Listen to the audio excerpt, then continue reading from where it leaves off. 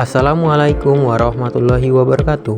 Pada kesempatan kali ini, kita akan membahas mengenai pengembangan kurikulum muatan lokal dengan dosen pengampu Bapak Siswanto MPD. Adapun anggota yang terlibat dalam pembuatan materi ini yang pertama Nurhia Revilia, yang kedua Rozandi, yang ketiga Sandi Nopaldo. Kurikulum muatan lokal atau MULOK hadir sebagai jembatan penting yang menghubungkan pendidikan nasional dengan kekayaan lokalitas. Ini adalah upaya strategis untuk memastikan bahwa proses pembelajaran tidak hanya menyentuh aspek kognitif, tetapi juga mengakar kuat pada konteks sosial, budaya, dan ekonomi di mana peserta didik tinggal. Muatan lokal membuka ruang bagi pengembangan potensi unik setiap daerah, menjadikannya bagian tak terpisahkan dari kurikulum pendidikan yang holistik. Definisi kurikulum muatan lokal. Apa itu kurikulum muatan lokal? Kurikulum muatan lokal adalah komponen kurikulum pendidikan yang dirancang secara khusus untuk mengembangkan kompetensi peserta didik yang disesuaikan dengan ciri khas dan potensi daerah, termasuk keunggulan lokal.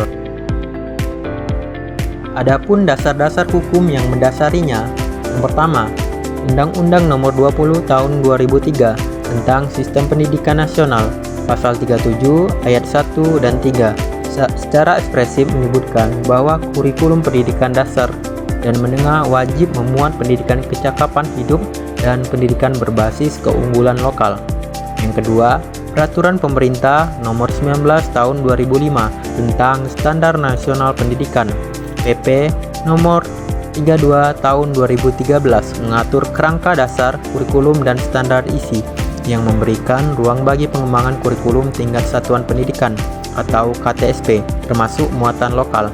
Ketiga, Peraturan Menteri Pendidikan dan Kebudayaan yang relevan. Berbagai Permendikbud tentang standar isi dan kurikulum terbaru, misalnya kurikulum Merdeka, terus mempertegas dan memberikan pedoman operasional bagi pengembangan dan implementasi muatan lokal di sekolah. Tujuan pengembangan kurikulum muatan lokal. Mengapa muatan lokal penting? Tujuan utama pengembangan kurikulum muatan lokal bukan sekedar tambahan, tetapi memiliki tujuan strategis yang mendalam untuk pembentukan karakter dan kompetensi peserta didik. Pertama, pengembangan diri dan identitas lokal, meningkatkan pemahaman, membangun kebanggaan, pembentukan karakter. Kedua, pelestarian dan pengembangan budaya lokal, mewariskan nilai budaya, inovasi budaya, penguatan identitas nasional. Ketiga, pembekalan keterampilan hidup atau life skill yang relevan, kecakapan kontekstual, peluang ekonomi.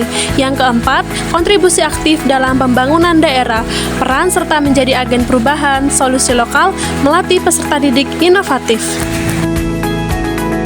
Struktur kurikulum muatan lokal. Yang pertama, integrasi. Materi muatan lokal dapat diintegrasikan ke dalam mata pelajaran yang sudah ada, misalnya sejarah lokal dalam mata pelajaran sejarah atau tradisional dalam mata pelajaran seni budaya. Kedua, mata pelajaran berdiri sendiri. Muatan lokal dapat ditetapkan sebagai mata pelajaran tersendiri dengan alokasi waktu khusus, seperti bahasa Sunda, kesenian tari Bali, atau kerajinan batik. Tahapan pengembangan kurikulum muatan lokal. Yang pertama, analisis kebutuhan daerah. Mengumpulkan data tentang potensi alam seperti sumber daya geografis, potensi sosial seperti adat istiadat, nilai-nilai tokoh masyarakat, potensi budaya seperti seni, bahasa, tradisi, dan potensi ekonomi seperti industri lokal, pariwisata, pertanian unggulan di daerah tersebut. Melakukan survei atau diskusi kelompok terarah atau FGD dengan berbagai pemangku kepentingan seperti guru, kepala sekolah, komite sekolah, orang tua, tokoh masyarakat, dunia usaha atau industri lokal untuk mengidentifikasi kebutuhan dan harapan mereka terhadap muatan lokal. Kedua, perumusan tujuan muatan lokal. Berdasarkan hasil analisis kebutuhan, merumuskan tujuan pembelajaran muatan lokal secara spesifik, terukur, dapat dicapai, relevan, dan berbatas waktu atau SMART. Tujuan ini harus selaras dengan visi misi sekolah dan kebutuhan daerah.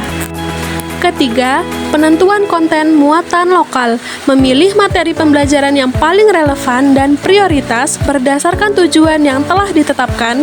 Pertimbangkan kedalaman dan keluasan materi agar sesuai dengan jenjang pendidikan dan alokasi waktu yang tersedia. Keempat, pengembangan silabus dan rencana pelaksanaan pembelajaran atau RPP muatan lokal. Menyusun silabus yang memuat KI, KD, materi pokok, pengalaman belajar, indikator pencapaian, dan penilaian. Menyusun RPP yang lebih detail mencakup tujuan pembelajaran, langkah-langkah pembelajaran. Kelima, pelaksanaan pembelajaran muatan lokal.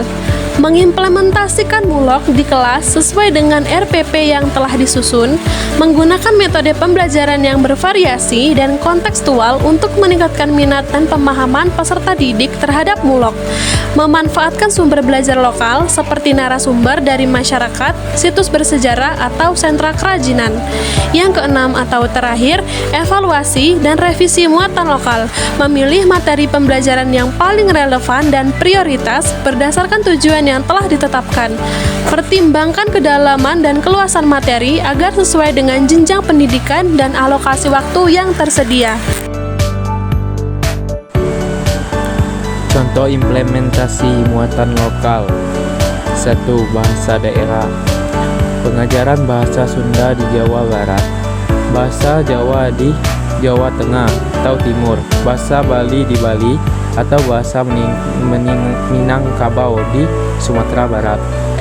Kesenian tradisional meliputi pembelajaran tari samaan, Aceh, Karawatitan, gamelan, Jawa atau Bali, seni ukir, asmat, Papua atau teknik membatik Jawa. 3.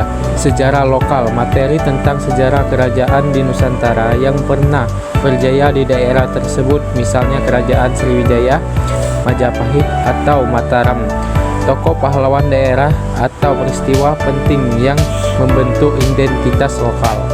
4. Kearifan lokal dan lingkungan, pengajaran tentang sistem pertanian tradisional Subak di Bali, pengolahan hasil alam, misalnya pengolahan kopi, teh, atau ikan, atau praktik pelestarian lingkungan yang diwariskan secara turun-temurun. Tantangan dalam pengembangan muatan lokal. Yang pertama, ketersediaan sumber daya manusia. Kesulitan dalam menemukan guru yang kompeten dan memiliki keahlian spesifik dalam bidang muatan lokal, misalnya guru bahasa daerah ataupun guru seni tradisional. Kedua, ketersediaan bahan ajar. Kurangnya buku teks, modul, atau media pembelajaran yang relevan, menarik, dan sesuai dengan konten MULOK spesifik di daerah. Yang ketiga, dukungan dan partisipasi masyarakat.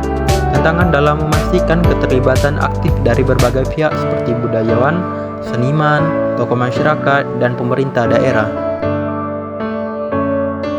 Kesimpulan, pentingnya kurikulum muatan lokal.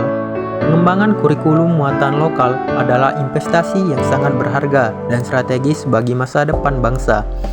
Ini bukan sekedar formalitas, melainkan sebuah komitmen untuk memperkaya dimensi pendidikan dengan nilai-nilai dan pengetahuan lokal yang autentik, memperkuat identitas budaya dan anak bangsa, menumbuhkan rasa bangga terhadap akar dan warisan leluhur mereka, menumbuhkan rasa cinta tanah air yang dimulai dari kecintaan terhadap daerahnya sendiri, mempersiapkan generasi muda agar memiliki keterampilan dan wawasan yang relevan untuk berkontribusi secara aktif pada pembangunan daerahnya yang pada gilirannya akan mendukung pembangunan nasional.